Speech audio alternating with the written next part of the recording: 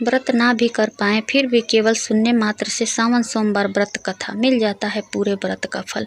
अगर किसी कारणवश आप अगर व्रत नहीं कर सकते तो आप केवल इस कथा को ही पूरे सावन भर जरूर सुनिए। बहुत ही मनभावन कथा है। तो चलिए मैं देर न करते हुए इस कथा को आप लोगों को सुनाती हूँ। आप लोग लास्ट तक जरूर सुनिएगा, तभी आपको समझ में आएगा।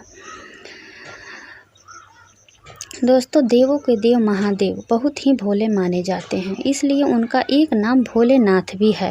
पौराणिक मान्यता के अनुसार भगवान शंकर को प्रसन्न करने के लिए किसी भी तरह के खास विशेष पूजा की आवश्यकता नहीं होती है, क्योंकि कहा जाता है कि वह तो भोले हैं और भक्त की मन से की गई क्षणिक मात्र की भक्ति से ही वह प्रसन्न हो जाते हैं। अगर आप भी शिव की भक्ति और कृपा पाने के लिए सावन के सोमवार का व्रत करते हैं तो इस कथा से भोलेनाथ को प्रसन्न आप कर सकते हैं। अगर किसी कारणवश आप नहीं कर पाए व्रत तो भी आप स्नान करके और अपने भोलेनाथ की पूजा पाठ थोड़ी सी ही जो भी श्रद्धा है उस प्रकार से करके आप इस कथा को श्रवण करते हैं तो भोलेनाथ की कृपा अवश्य ही प्राप्त होती है। तो चलिए मैं कथा शुरू करती हूँ। एक बार किसी एक नगर में एक साहूकार था। उसके घर में धन की कोई कमी नहीं थी, लेकिन कोई संतान न होने के कारण वह बहुत दुखी था। संतान प्राप्त के लिए वह हर सोमवार को व्रत रखता था और पूरी श्रद्धा के साथ शिव मंदिर जाकर भगवान शिव और माता पार्वती की पूजा करता था। उसकी भक्ति देखकर एक दिन माँ पार्वती प्रसन्न होकर भगवान शिव से साहूकार की मनोकामना पूर्ण करने का निवेदन किया। पार्वती जी के आग्रह पर भगवान शिव ने कहा कि हे पार्वती, इस संसार में हर प्राणी को उसके कर्मों का फल मिलता है और जिसके भाग्य में जो हो उसे भोगना ही पड़ता है। लेकिन पार्वती जी ने साहूकार की भक्ति देखकर उसकी मनोकामना पूर्ण करने की इच्छा व्यक्त की।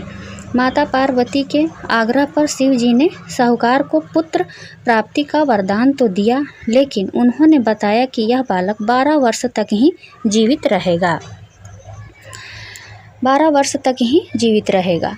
माता पार्वती और भगवान शिव की बातचीत को साहूकार सुन रहा था, इसलिए उसे ना तो इस बात की खुशी थी और ना ही दुख। वह पहले की भांति शिव जी की पूजा करता रहा। कुछ समय के बाद साहूकार की पत्नी ने एक पुत्र को जन्म दिया। जब वह बालक 11 वर्ष का हुआ तो उसे पढ़ने के लिए काशी भेज दिया गया।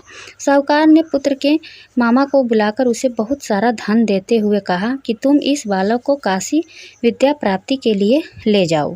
तुम लोग रास्ते में यज्ञ कराते जाना और ब्राह्मणों को भोजन दक्षिणा देते हुए जाना। दोनों मामा भांजे इसी तरह यज्ञ कराते और ब्राह्मणों को दान दक्षिणा देते काशी नगरी निकल पड़े।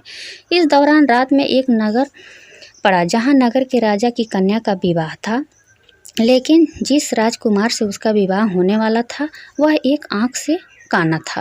राजकुमार के पिता ने अपने पुत्र के काना होने की बात को छुपाने के लिए सोचा क्यों न उसने साहूकार के पुत्र को दूल्हा बनाकर राजकुमारी से विवाह करा दूं। विवाह के बाद इसको धन देकर विदा कर दूंगा और राजकुमारी को अपने नगर ले जाऊंगा।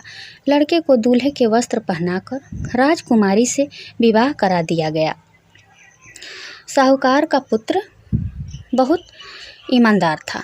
उसे यह बात सही नहीं लगी, इसलिए उसने अवसर पाकर राजकुमारी के दुपट्टे पर लिखा कि तुम्हारा विवाह तो मेरे साथ हुआ है, लेकिन जिस राजकुमार के संग तुम्हें भेजा जाएगा वह एक आंख से काना है। मैं तो काशी पढ़ने जा रहा हूँ। जब राजकुमारी ने चुन्नी पर लिखी बातें पढ़ी अपनी चुनरी पर की लिखी बातें पढ़ी तो उसने अपने माता पिता को यह बात बताई। राजा ने अपने पुत्री को विदा नहीं किया, फिर बारात वापस चली गई। दूसरी ओर साहूकार का लड़का और उसका मामा काशी पहुँचे और वहां जाकर उन्होंने यज्ञ किया। जिस दिन लड़का 12 साल का हुआ उस दिन भी यज्ञ का आयोजन था।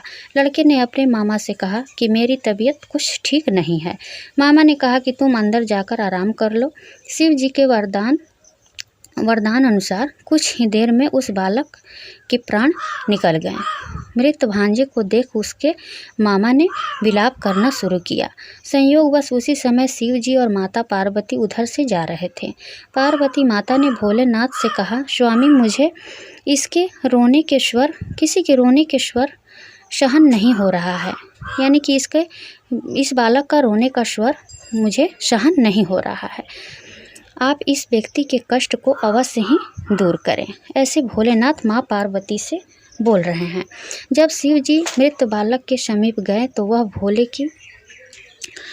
बोले कि यह उसी साहूकार का पुत्र है जिसे मैंने 12 वर्ष की आयु का वरदान दिया था। अब इसकी आयु पूरी हो चुकी है।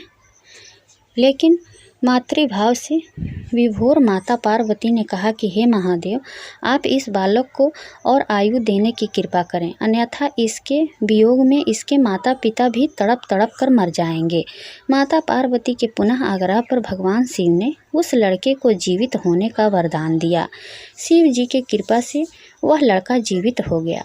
शिक्षा पूरी करके लड़का मामा के साथ अपने नगर की ओर वापस चल दिया। दोनों चलते हुए उसी नगर में पहुँचे जहाँ उसका विवाह हुआ था। उस नगर में भी उन्होंने यज्ञ का आयोजन किया। उस लड़के के ससुर ने उसे पहचान लिया और महल में ले जाकर उसकी खातिरदारी की और अपनी पुत्री को विदा किया। इधर साहूकार और उसकी पत्नी भूखे प्यासे रहकर बेटे की प्रतीक्षा कर रहे थे। उन्होंने प्रण कर रखा था कि यदि उन्हें अपने बेटे की मृत्यु का समाचार मिला तो वह भी प्राण त्याग देंगे, परंतु अपने बेटे के जीवित होने का समाचार पाकर वह बेहद प्रसन्न हुए। उसी रात भगवान शिव ने साहूकार के स्वप्न में आकर कहा, हे श्रेष्ठी, मैंने तेरे सोमवार के व्रत करने और व्रत कथा सुनने से प्रसन्न होकर तेरे पुत्र को लंबी आयु प्रदान की है।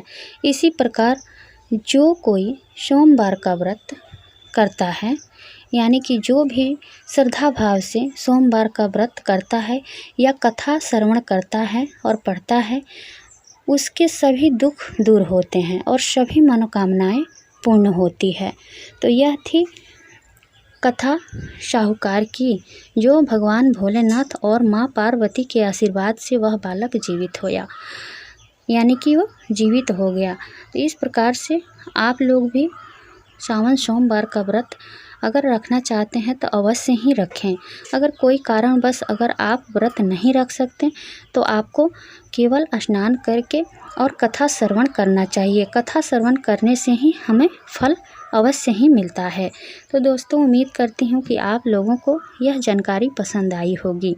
अगर पसंद आए तो मेरे चैनल को आप लोग सब्सक्राइब कर बेल आइकन ज़रूर दबाइएगा, जिससे कि जो भी वीडियो मैं अपलोड करूँगी सबसे पहले आप लोगों के पास पहुँचेगा, जो भी मेरे चैनल को सब्सक्राइब करेगा।